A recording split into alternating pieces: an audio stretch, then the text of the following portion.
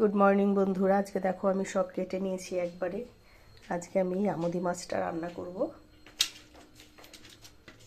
এখানে সব সবজি কেটে নিয়েছি। এখানে আলু আর ফুলকপি কেটে নিয়েছি। আমি কড়াতে তেল দিয়ে দিয়েছি, বসিয়ে দিলাম।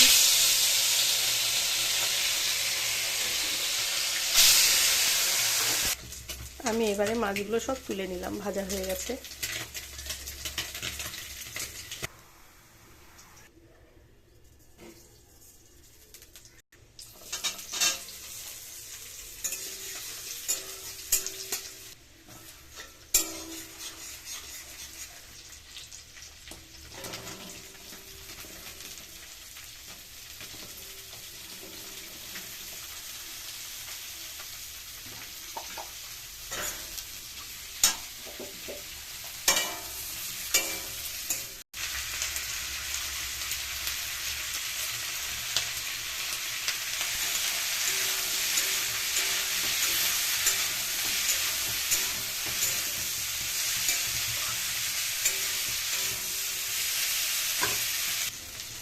এখানে সব মাছ আমি এখন ঢেলে দিলাম।